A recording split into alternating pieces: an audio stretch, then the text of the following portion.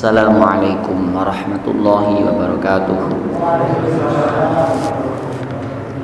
Ila hadratin Nabi Mustafa Sayyidina Muhammadin sallallahu alaihi wasallam wa alihi wa ashabihi wa baitihi summa ila ruhi Sayyidil Imam Abil Fida Imaduddin Ismail bin Umar bin Dawh bin Katsir radhiyallahu anhu wa nafa'ana bihi wa bi'ulumihi wa amatna sarara wa ma'rifatahu wa adalaina barakatihi. Al-Fatihah. A'udzu billahi minasyaitonir rajim. Bismillahirrahmanirrahim. Alhamdulillahi rabbil alamin. Arrahmanir rahim. Maliki yaumiddin. Iyyaka na'budu wa iyyaka nasta'in. Ihdinas siratal mustaqim. Siratal ladzina an'amta 'alaihim ghairil maghdubi 'alaihim waladdallin.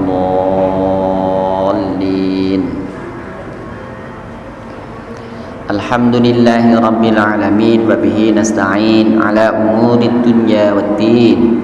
Wassalatu wassalamu ala sayyidina Muhammadin wa ala alihi wa ashabi ajma'in. Allahumma akhrijna min dhulumatil wahmi wa akrimna binuril fahmi wa zayyin akhlaqana bil hilmi waj'alna minal ladina yastami'una al-qawla wattabi'una ahsanah.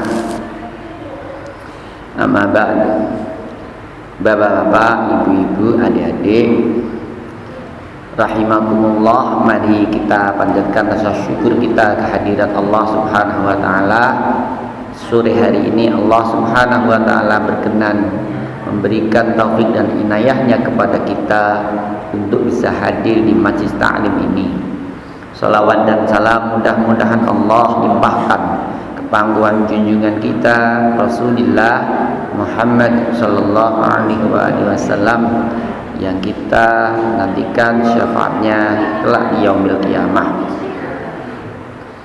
Bapak ibu-ibu rahimakumullah, mari kajian ini kita awal dengan berdoa bersama.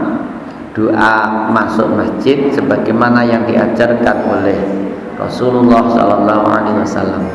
Mudah-mudahan Allah Subhanahu wa taala mengampuni dosa kita dan membukakan pintu rahmahnya kepada kita. Bismillahirrahmanirrahim. Allahumma salli ala sayyidina Muhammadin. Allahumma ighfirli dzunubi waftah li abwaaba rahmatik. Dan kita niat iktikaf di masjid ini mudah-mudahan jadi tambahan amal solih bagi kita semua. Nawaitul iktikaf fi hadzal masjidi sunnatan lillahi ta'ala. Bismillahirrahmanirrahim. Kajian kita sore hari ini adalah tafsir ayat kursi. Kita telah tahu semua ayat kursi dan saya yakin bapak-bapak, ibu-ibu sudah pada hafal. Seringkali kita baca baik setelah sholat ataupun di acara-acara tertentu, tahlil atau mungkin istighosahan, seringkali dibaca ayat kursi. Kenapa ayat ini seringkali dibaca dan sungguh memang benar dianjurkan untuk selalu dibaca? Karena ayat ini disebutkan di dalam beberapa riwayat hadis merupakan ayat paling agung di dalam Al-Qur'anul Karim. Riwayat yang pertama ini diriwayatkan oleh sahabat Ubay bin Ka'ab dan ditahrij oleh Imam Muslim. Kanjeng Nabi Shallallahu Alaihi Wasallam pernah bertanya kepada sahabat Ubay bin Ka'ab radhiyallahu anhu. Pertanyaannya, ayyu ayatin fi kitabillahi a'zam?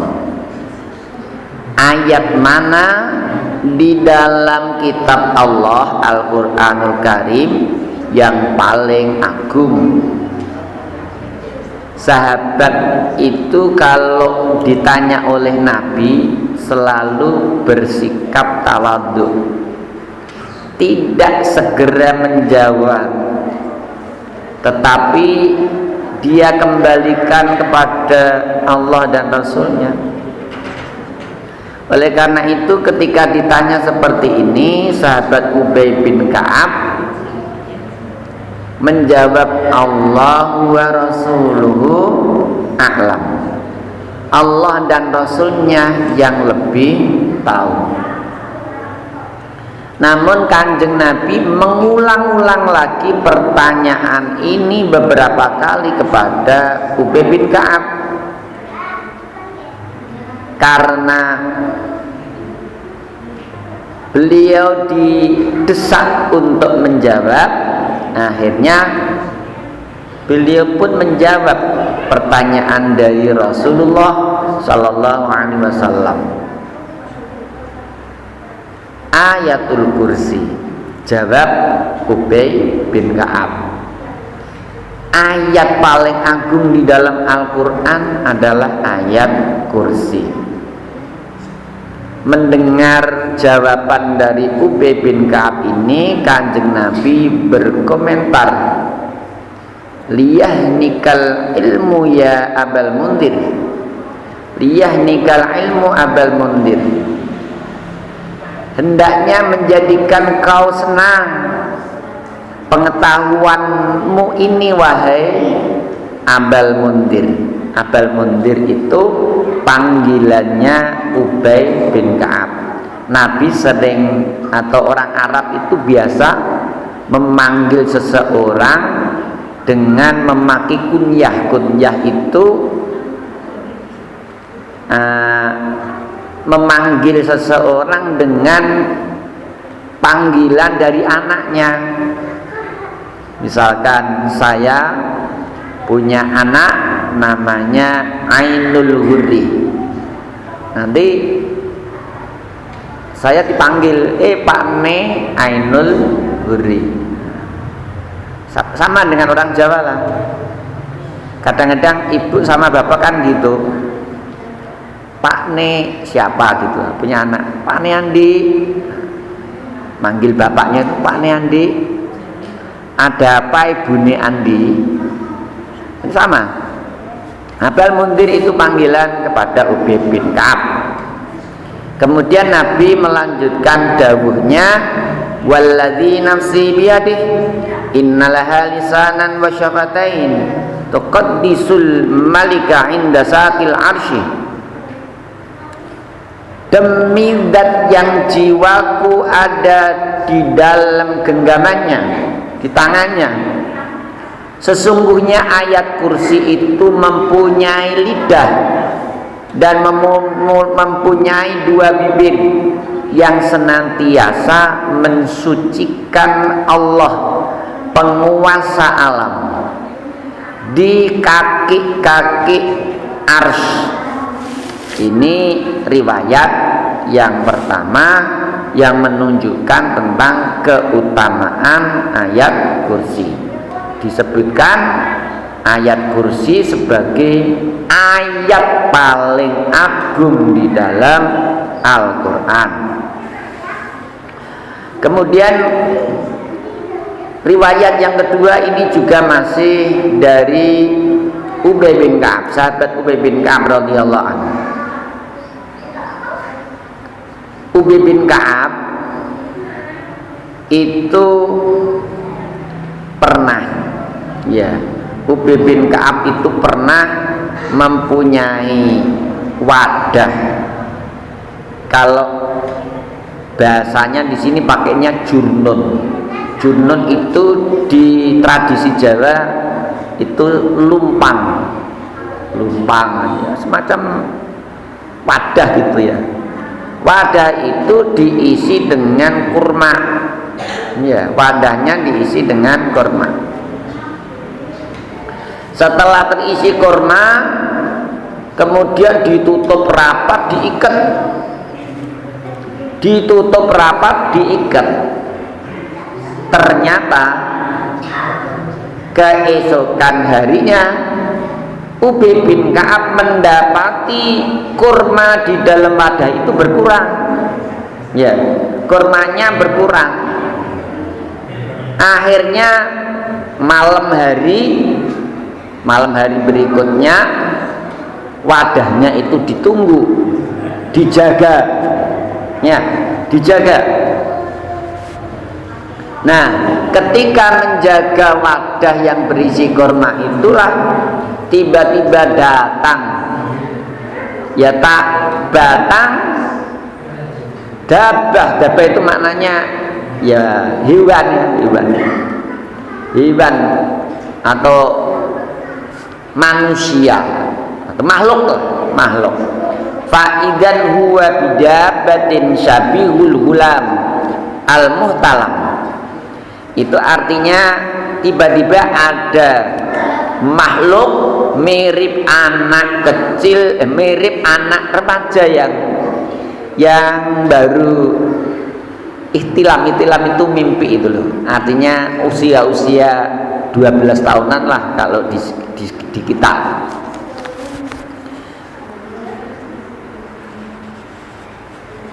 Makhluk itu kemudian memberi salam kepada Ubay bin Ka'ab. Ubay bin Ka'ab. Assalamualaikum. Dijawab salamnya, waalaikumsalam. Si Ubay bin Ka'ab kemudian bertanya, kamu siapa? Jin atau manusia? Jawab makhluk itu, saya ini bangsa jin. Kemudian Ubay bin Ka'ab bilang, coba aku lihat tanganmu, bawa ke sini. Ya, akhirnya tangannya diulurkan tangannya kepada Ubay bin Ka'ab. Tangannya mirip tangan anjing, bulunya, rambutnya mirip rambut anjing. Si Ubay bin Ka'ab bertanya, apakah seperti ini jin itu diciptakan? Makhluk jin apakah seperti ini wajahnya, bentuknya? Jawab jin itu, sungguh engkau tahu ada jin yang lebih ngeri, ya, yang lebih ngeri dibanding aku. Ada jin yang lebih ngeri dibanding aku.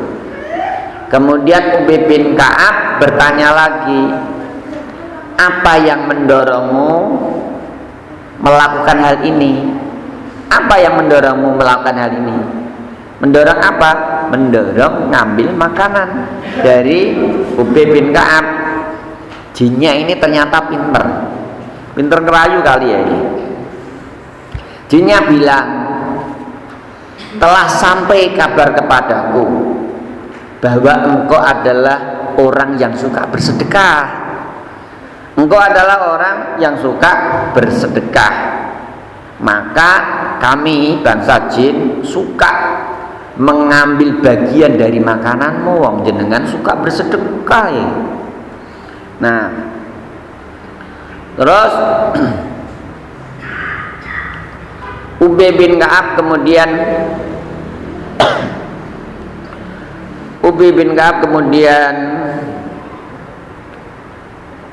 berkata kepada jin itu, famal ladzi yujiruna minkum, maka apa yang bisa menjadikan kami selamat dari gangguan kalian? Ubay bin Ka'ab tanya sama jin, lah biar kami ini nggak mudah dijahati, dijahili oleh bangsa jin seperti kamu itu, bagaimana caranya? Akhirnya jinnya itu memberi tip, hadil ayatul kursi. Ayat ini loh, ayat kursi. Ayat ini jenengan baca nanti nggak akan diganggu oleh bangsa jin. Esok paginya Ubay bin Ka'ab datang kepada Kanjeng Nabi menceritakan kejadian yang beliau alami. Apa komentar Kanjeng Nabi? Shadaqal khabith. Setannya bener. Setannya bener. Dibenerkan oleh Kanjeng Nabi. Loh, setan kok iso ayat kursi nggih? Iya. Setannya itu bener. Memang dengan ayat kursi nanti akan selamat dari gangguan jin. Niku riwayat yang kedua. Dan sebenarnya masih banyak ini. Masih banyak apa? Riwayat yang hampir mirip dengan apa yang dialami oleh Ubay bin Ka'ab. Abu Hurairah juga pernah begitu. Disuruh menjaga zakat fitrah. Itu ada jin yang ngambil zakat fitrah cara diam-diam, konangan. Zaman sahabat itu banyak sahabat yang bisa lihat jin. Ditangkap, awas tak laporkan Nabi loh ya. Apa jawabnya? Jangan, aku ini sedang butuh sekali, keluargaku sedang kelaparan, aku ngambil ini terpaksa. Akhirnya dilepas. Lapor Kanjeng Nabi. Abu Hurairah, kamu itu yang ngambil itu nanti malam loh dia akan datang lagi. Kata Rasulullah, benar. Malam harinya ditunggu, datang lagi, ngambil lagi, ditangkap lagi, beralasan lagi seperti itu tadi.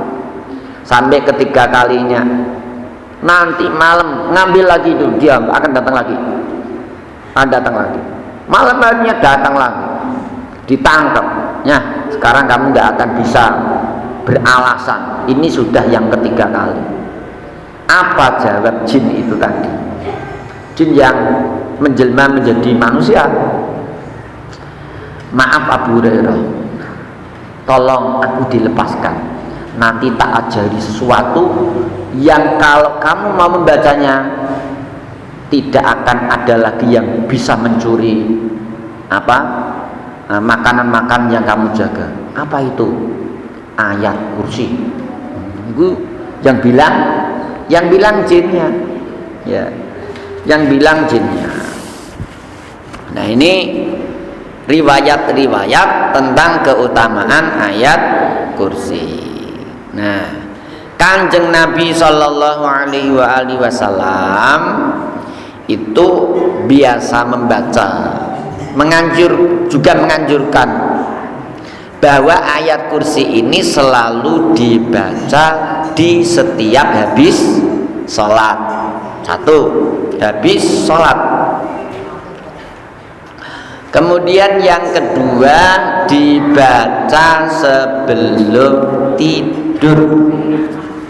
Jadi Kanjeng Nabi itu kalau mau tidur itu selalu membaca Kulhu, Falak, An-Nas, ayat kursi, 2 ayat terakhir dari surah Al-Baqarah, amanar rasulu bima unzila ilaihi mir rabbihi wal mu'minun, sampai fansurna alal qaumil kafirin. Terus baca subhanallah 33 kali, alhamdulillah 33 kali, Allahu akbar 33 kali.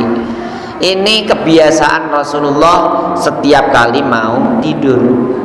Ada qul ya ayyuhal kafirun juga ya, dan qul ya ayyuhal kafirun. Kebiasaan Rasulullah setiap kali mau tidur. Nah, ini kebiasaan seperti ini ya mestinya kita tiru. Kanjeng Nabi melakukan itu, kita mencontoh, kita meniru. Jadi kita tidak hanya sekedar tahu, tetapi juga berusaha untuk mengamalkannya. Diamal nih, mengamalkan. Nah ini, ayat kursi.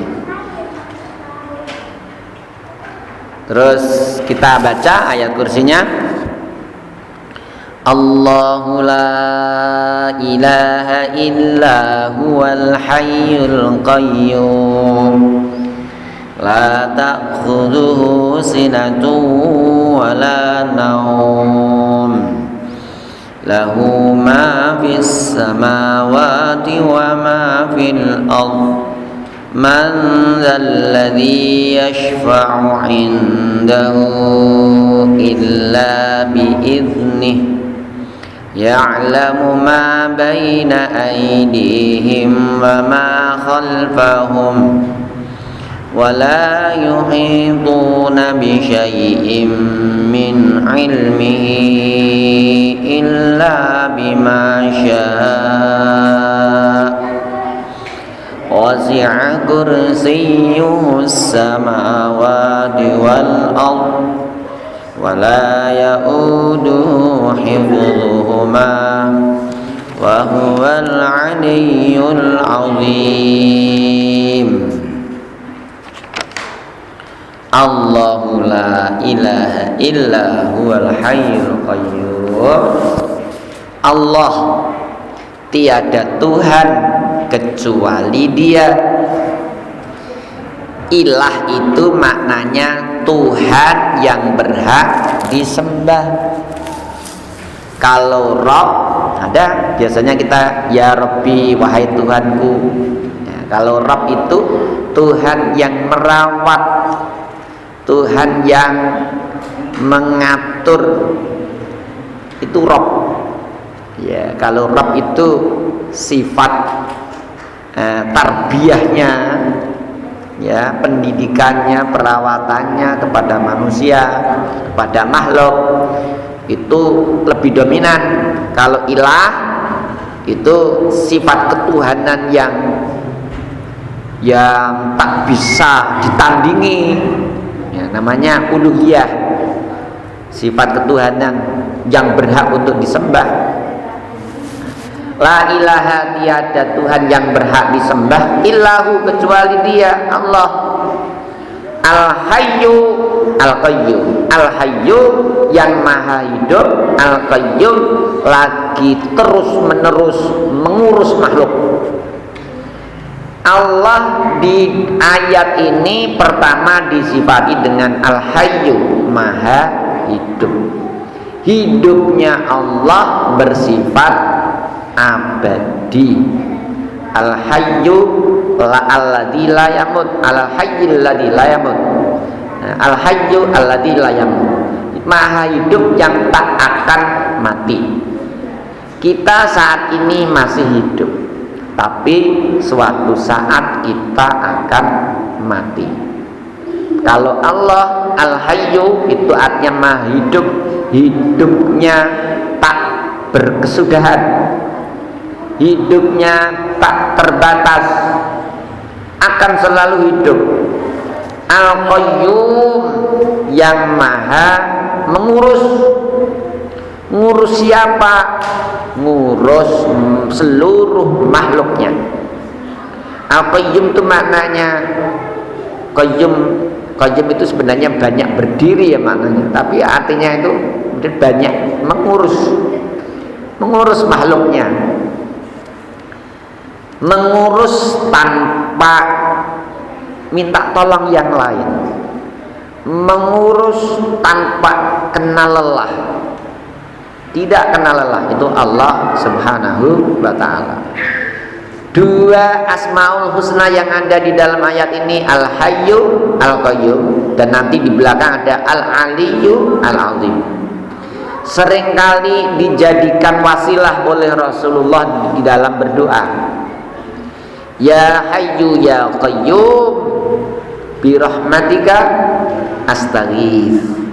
Wahai zat yang maha hidup, wahai zat yang senantiasa mengurus, dengan rahmatmu kami minta tolong, aku minta tolong.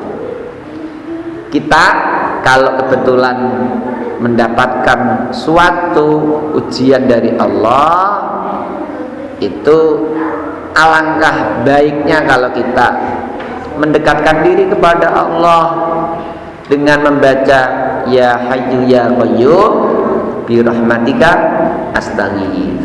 Berapa kali? Monggo. Ya, tergantung kepada masalah yang kita hadapi. Kalau memang misalkan masalahnya berat, baca yang banyak. Ya Hayyu ya Qayyum bi rahmatika astaghits. Ya Hayyu ya Qayyum bi rahmatika astaghits. Begitu terus. Nggih. Ada ya Hayyu ya Qayyum bi rahmatika astaghits. Dulu ada seorang kiai namanya Kiai Said dari Demak sana. Itu ngasih tip agar anak-anak kita kalau belajar itu mudah menyerap ilmu. Itu setiap habis sholat subuh pagi disuruh baca ya Hayyu ya Qayyum 100 kali. Dan anak beliau yang ngasih ijazah itu pinter-pinter, salah satunya jadi Bupati Demak. Nah, Bupati Demak periode sebelum ini Kiai Said, seorang kiai, anak-anaknya pinter jadi bupati. Itu memberi tip agar anak-anak kita itu kalau belajar, ya belajarnya mudah menyerap. Baca ya Hayyu ya Qayyum 100 kali. Ringan wijan ini, ringan. Anak-anak kita diajari baca ya Hayyu ya Qayyum, ya Hayyu ya Qayyum, ya Hayyu ya Qayyum 100 kali. La ta'khudhuhu sinatu wa la naum. La ta'khudhuhu, tidak menimpanya. Tidak, kata akhoda itu maknanya bisa berarti mengambil, bisa berarti menjemput.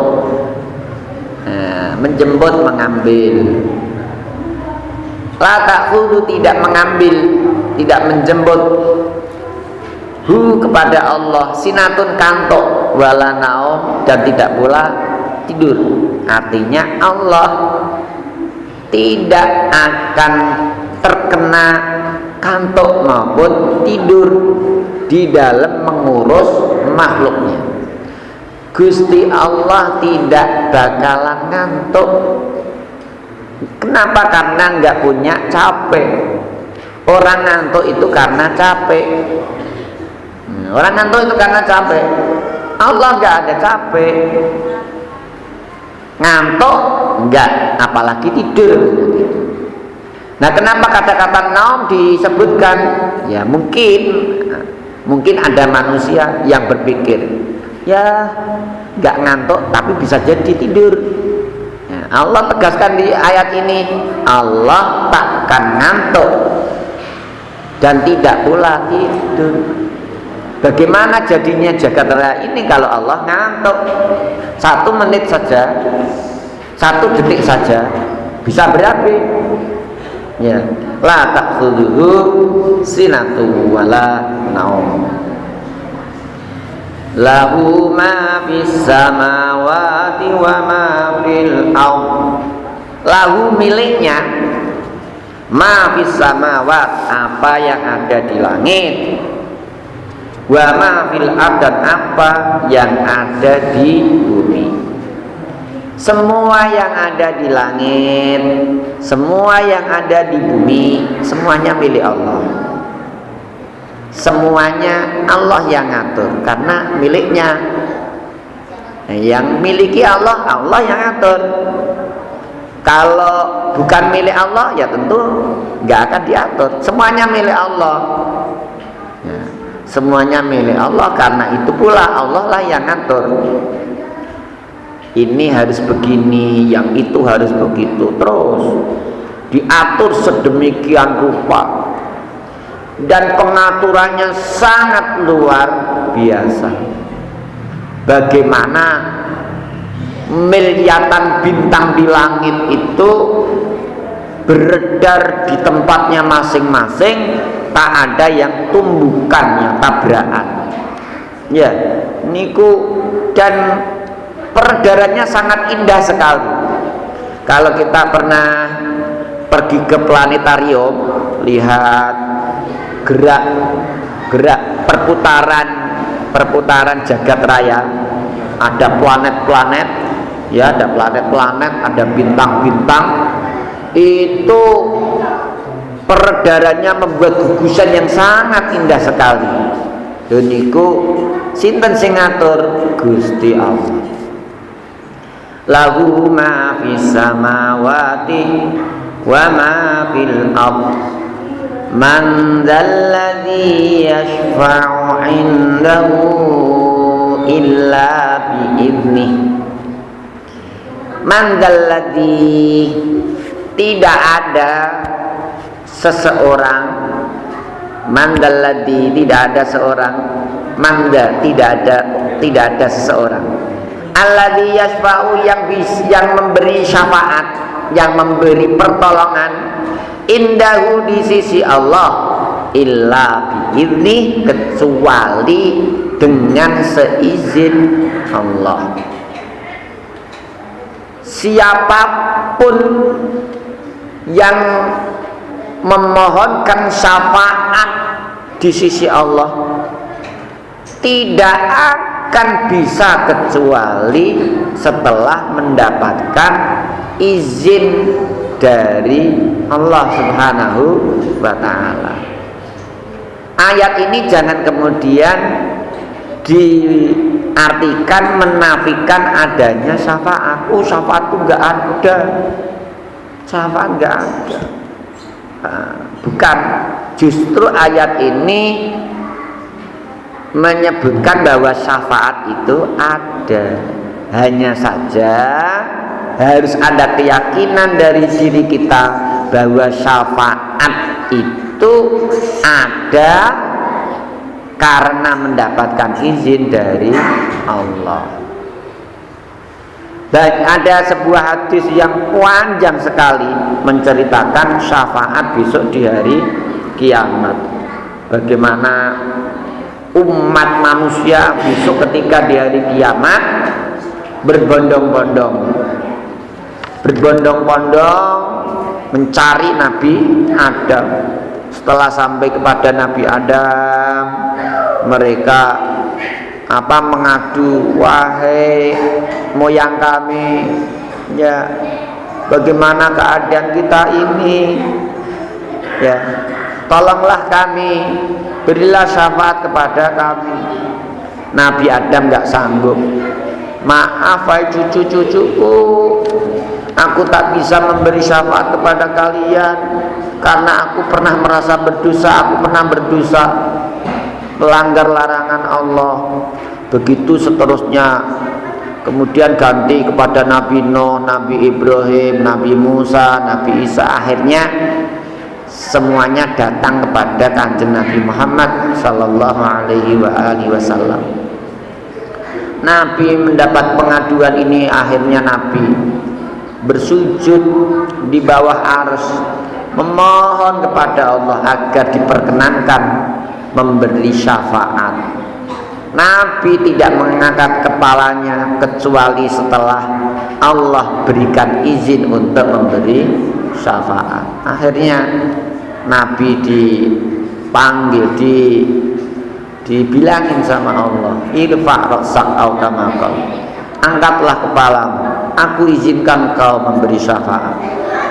Nah, ini hadis syafaat yang panjang sekali. Artinya Nabi adalah orang yang disebutkan di dalam ayat ini mendapatkan izin dari Allah memberi syafaat.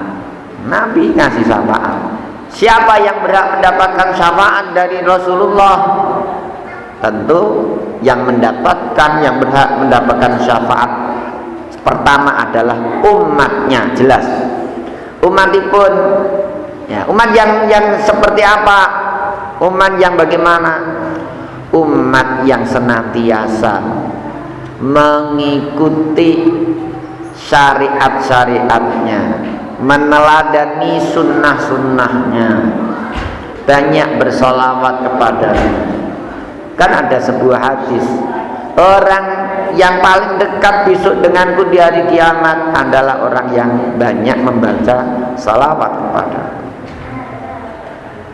Di samping itu, ya tentu saja kita harus benar-benar tulus, sungguh-sungguh menjaga agama ini, menjalankan perintah Allah, menjauhi larangan-larangannya. Kalau orang tak pernah sholat, nggak pernah melaksanakan ibadah kepada Allah, ya, berharap syafaat Allah, ya sangat, ya kemungkinannya ada, tetapi lebih sedikit. Karena Nabi pun pernah menasihati seorang sahabat yang namanya Fudalah kalau nggak salah, Fudalah. Itu orang ini suka meladeni, melayani Rasulullah, sampai kadang mengambilkan air wudhu. Nah, suatu ketika sahabat ini ditanya oleh Nabi, mintalah apa yang kau inginkan. Jawab sahabat tadi, ya Rasulullah, aku ingin besok di akhirat bisa bersama dengan engkau. Bisa bersama dengan engkau. Namanya bener apa salah itu? Sudahlah, saya coba lihat. Aku ingin bersama engkau ya Rasulullah. Aku ingin bersama engkau ya Rasulullah. Akhirnya Nabi pun bersabda, kalau begitu fa'inni alaika bikasratis sujud. Kalau begitu tolonglah aku untukmu itu tadi. Nah, ini ala nafsika, alaika atau ala nafsika bikasratis sujud, dengan memperbanyak sujud. Artinya sahabat itu diminta oleh Rasulullah dengan memperbanyak sholat agar besok di akhirat mendapatkan syafaat dari Rasulullah Sallallahu Alaihi Wasallam. Ini kan sholat,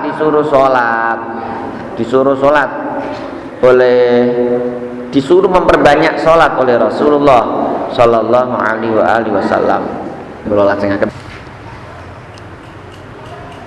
Ya'lamu ma baina aydihim wa ma khalfahum. Ya'lamu, dia mengetahui, ma baina aydihim, yang ada di depan mereka, di hadapan makhluk, artinya yang akan datang. Wa ma khalfahum, dan di belakang mereka, artinya sesuatu yang sudah berlalu. Allah mengetahui apa yang akan datang, semua yang akan terjadi pada makhluk yang akan datang, dan apa yang sudah terjadi di belakang, semuanya diketahui oleh Allah. Kenapa? Karena Allah yang buat skenario, Allah bikin skenario, Allah yang menjalankan, tentu Allah yang tahu. Gusti Allah yang ngerti. Wong yang bikin skenario ibarat sutradara film, ya, yang bikin skenario, ya tentu langkah-langkah permainan film itu tahu dengan detailnya. Ya, Allah seperti itu. Ya'lamu ma baina aydihim wa ma khalfahum. Besok, katakanlah tahun depan atau besok hari, apa yang akan terjadi di dunia ini Allah tahu, karena Allah yang bikin skenario. Ya'lamu ma baina aydihim wa ma khalfahum. Wala yuhituna bi syai'in min ilmihi illa bima syaa. Wala yuhitun, dan manusia, makhluk, la yuhitu, tidak bisa menguasai. Yuhitun itu maknanya menguasai. Wala yuhitun, meliputi maknanya adalah menguasai. Wala yuhituna bisyai'in, dengan sedikit, min ilmi, dari ilmu Allah. Manusia tak sanggup menguasai sedikit dari ilmu Allah, illa bima syaa, kecuali dengan sesuatu yang Allah kehendaki. Ilmu Allah itu banyak, kalau ditulis tak akan ada habisnya. 7 lautan di dunia ini, misalkan lautan yang ada di dunia ini airnya menjadi tinta, kemudian didatangkan lagi yang semisal itu 7 kali, niscaya ilmu Allah tak akan ada habisnya. Kata 7 itu bukan berarti kalau sudah 8 berarti habis, bukan. 7 itu mengisyaratkan banyak. Orang Arab 7 itu belum tentu 7, mengisyaratkan banyak. Sebanyak apapun tak akan ada habisnya. Manusia hanya mendapatkan bagian-bagian, dum-duman cara Jawa ini. Dibagi-bagi ilmu Allah, bagi-bagi. Saya dapat sedikit, jenengan dapat sedikit, semuanya dapat sedikit. Sedikit sekali. Sedikit pakai sekali. Kalau ibarat debu begitu, mungkin nggak ada butiran debu yang kita kuasai dari ilmu Allah. Wala yuhituna bi syai'in min ilmihi illa bima syaa. Nah, orang-orang yang dikehendaki, yang Allah kehendaki itulah yang mendapatkan ilmu. Ilmu pun sedikit. Wa ma utitum minal ilmi illa qalila. Dan kalian tidak diberi ilmu kecuali hanya sedikit. Ilmu yang diberikan oleh Allah kepada kita itu hanyalah sedikit, tidak banyak. Wala yuhituna bi syai'in min ilmihi illa bima syaa. Wasi'a kursiyyuhus samawati wal ardh. Wasi'a, luas. Kursiyu, kursinya Allah. Kursi itu bukan kursi yang kita bayangkan singgasana, bukan. Kekuasaan Allah itu luasnya meliputi wasi'a kursiyu as-samawat, langit-langit. As-samawat pakai bentuk jamak, menunjukkan langit itu tidak hanya satu, galaksi tidak hanya satu. Kalau misalkan kisah 7 langit itu dimaknai galaksi, maka galaksi yang ada di alam raya itu ada 7. Ini galaksi Bima Sakti saja sudah kita nggak bisa menjangkau, apalagi kalau 7 galaksi, 7 langit ya. 7 langit. Wasi'a kursiyyuhu samawat wal ard, dan bumi luas sekali, luas sekali.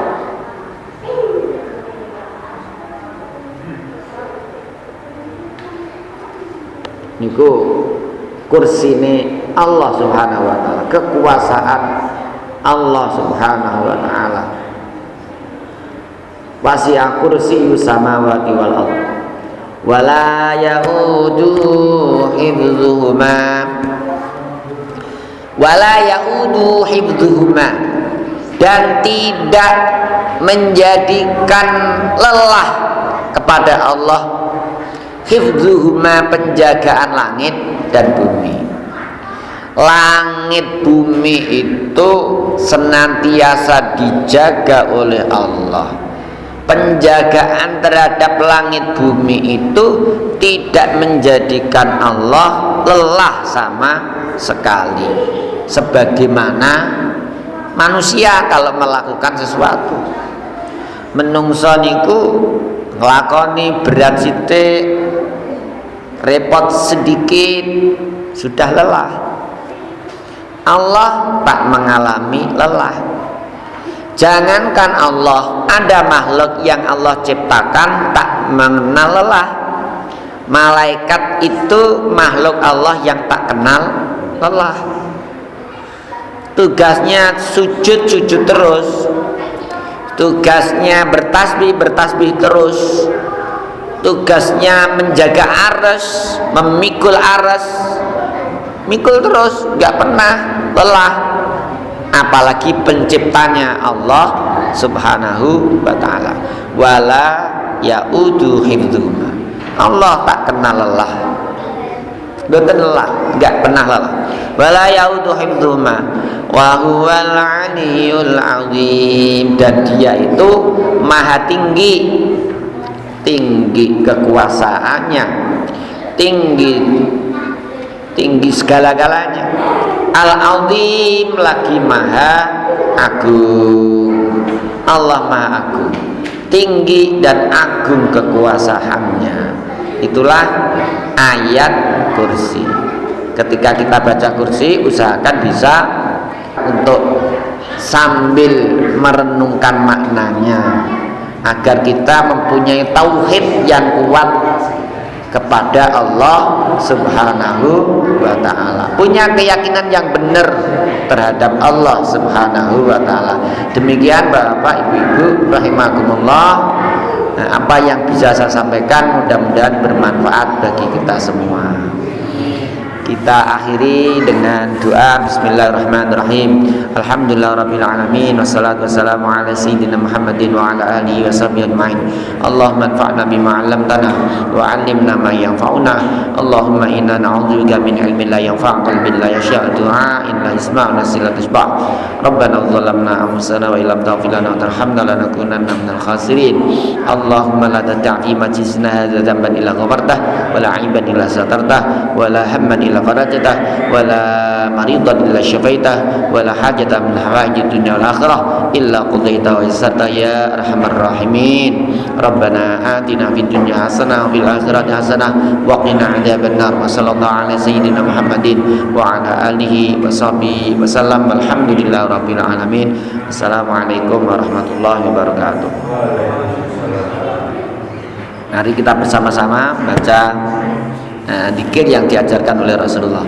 Asyhadu an la ilaha illallah, astaghfirullah, as'aluka ridhaka wal jannah wa a'udzu bika min sakhatika wan nar. Asyhadu an la ilaha illallah, astaghfirullah, as'aluka ridhaka wal jannah wa a'udzu bika min sakhatika wan nar. Asyhadu an la ilaha illallah, astaghfirullah, as'aluka ridhaka wal jannah wa a'udzu bika min sakhatika wan nar. Allahumma innaka 'afuwwun karim tuhibbul 'afwa fa'fu 'anna. Allahumma innaka 'afuwwun karim tuhibbul 'afwa fa'fu 'anna. Allahumma innaka 'afuwwun karim tuhibbul 'afwa fa'fu 'anna ya karim.